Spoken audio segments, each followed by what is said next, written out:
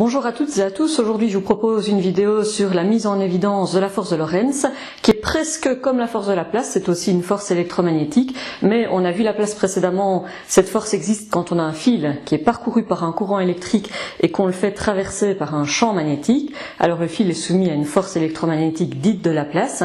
Ici c'est un petit peu différent, on n'enferme plus un courant électrique dans un fil, mais on prend un faisceau de particules. Alors, des faisceaux de particules chargés, c'est facile d'en trouver dans les accélérateurs de particules, mais évidemment je n'en ai pas sous la main.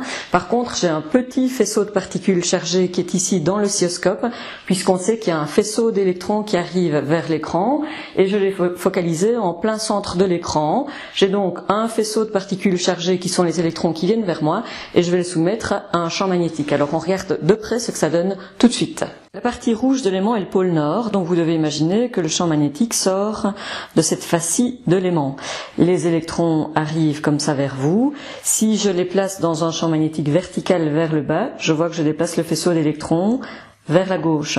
Si à l'inverse je présente le pôle sud, et donc je vais plonger le faisceau d'électrons dans un champ magnétique dirigé vers le haut, alors je les déplace vers la droite. Alors, comment peut-on comprendre ça? Quand on a un champ magnétique orienté vers le haut, on reprend la loi de Laplace, on met le majeur vers le haut, des électrons qui viennent vers vous, j'imagine que je les enferme dans un fil et ça équivaudrait à un courant conventionnel qui entre vers l'écran. J'aurai donc l'index qui doit entrer vers l'écran. Si je mets le champ magnétique vers le haut, je dois mettre le majeur vers le haut et alors la force est générée vers la droite. Donc, si je place un champ magnétique vers le haut, je déplace en effet les électrons vers la droite. Si je mets le champ magnétique vertical vers le bas, je les déplace vers la gauche. Pourquoi? À ce moment-là, les électrons qui viennent vers vous, c'est qu'il vaut toujours un courant conventionnel qui s'enfoncerait.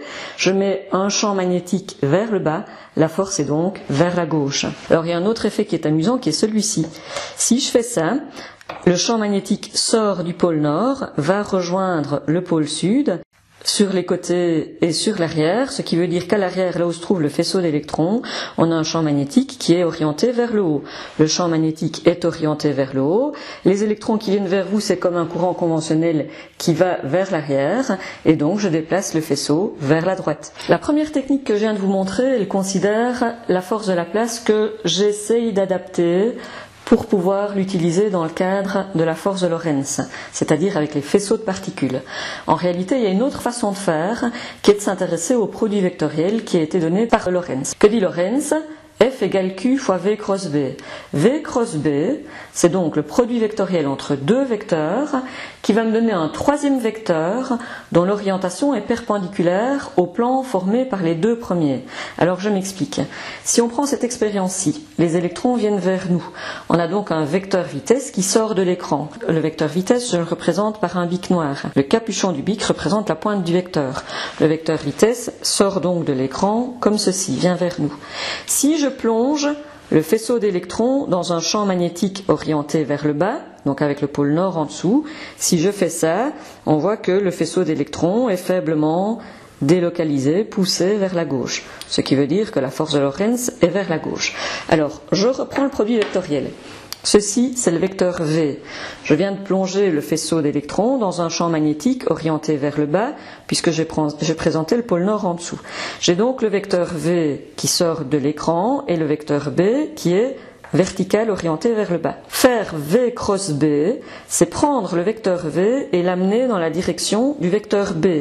Et vous voyez que quand je fais ça, je prends le vecteur V et je l'amène dans la direction du vecteur B. Si j'étais occupé à débouchonner une bouteille de vin, je dévisse dans le sens anti-horloger, ce qui veut donc dire que le produit vectoriel me donne un vecteur dans ce sens-ci. Ça, c'est le produit vectoriel V cross B, qui est donc orienté vers la droite, et qui est bien un vecteur perpendiculaire au plan formé par les deux premiers. Toutefois, dans l'expression de Lorentz, entre le produit vectoriel V cross B et la force, il y a la charge électrique. Et en l'occurrence, ici, la charge électrique, ce sont des électrons. Donc je vais placer un scalaire négatif entre deux vecteurs. Et donc, comme on en a déjà parlé précédemment, dans ce cas-là, le vecteur force a un sens opposé au vecteur V cross B. Donc si le vecteur V cross B est vers la droite, le vecteur force de Lorentz est vers la gauche. Et donc, ça va pousser le faisceau d'électrons vers la gauche. Alors je reprends une autre expérience qui est celle-ci. Quand j'amène l'aimant comme ceci, clairement, le faisceau d'électrons est poussé vers la gauche. On a dit, quand on fait ça, le champ magnétique, donc le faisceau d'électrons étant ici, ça mène comme ça perpendiculairement, le champ magnétique qui est à l'arrière de l'aimant permanent, on sort du pôle nord et on va rejoindre par l'arrière le pôle sud. Donc à l'arrière, on a un champ magnétique qui est vertical et vers le bas. Donc le vecteur B est vertical et vers le bas.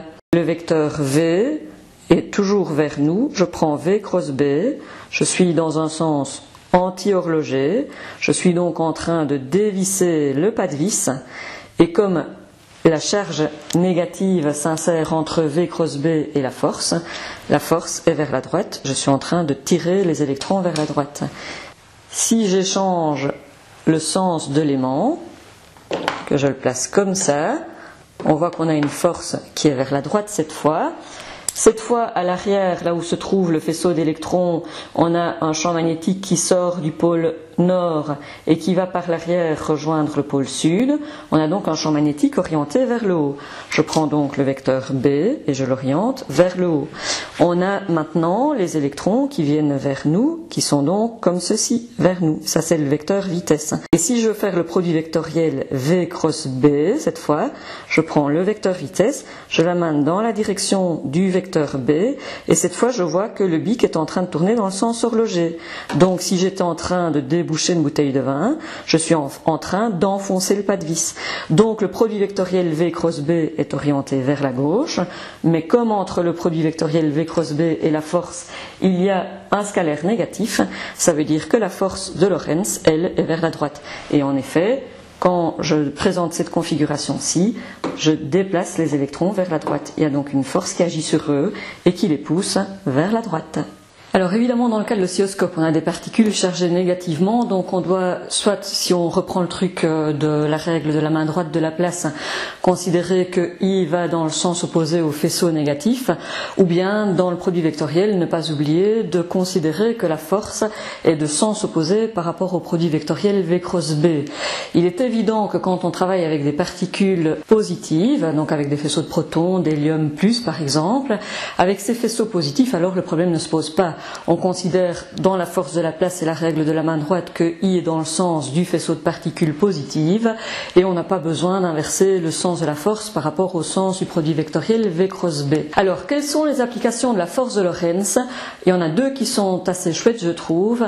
La première, c'est la spectrométrie de masse. On envoie des isotopes d'un même élément chargés de la même façon, on les accélère avec une différence de potentiel et puis on les fait tourner dans un champ magnétique et forcément le rayon de courbure est fonction de la masse de l'isotope. Ou bien l'autre application encore plus belle, je pense, c'est dans les accélérateurs de particules. Soit on a un accélérateur de particules circulaire et donc on utilise sur toute la trajectoire des champs magnétiques pour faire tourner les particules et quand on veut les envoyer vers une chambre d'analyse, on coupe le champ magnétique et la particule s'en va de façon tangente à la trajectoire circulaire, ou à l'inverse, dans des accélérateurs linéaires, on accélère avec une différence de potentiel le faisceau chargé, et en bout de ligne, quand on veut l'envoyer vers une chambre d'analyse plutôt que vers une autre, alors on soumet le faisceau de particules à un champ magnétique, et on dévie le faisceau dans la chambre d'analyse qui est souhaitée. J'espère que c'est un petit peu plus clair pour la force de Lorentz. Il me reste une toute dernière chose à vous dire, ça concerne l'intensité de la force de Lorentz.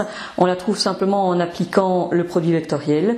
Donc l'intensité de la force, c'est l'intensité de la charge en coulomb, multipliée par la vitesse en mètres par seconde, multipliée par l'intensité du champ magnétique en Tesla, multipliée par le sinus alpha qui va prendre, l'angle alpha étant l'angle entre le champ magnétique et le vecteur vitesse, va prendre en compte l'orientation de l'un par rapport à l'autre. Voilà, bon courage pour la suite de votre apprentissage en physique. À très bientôt.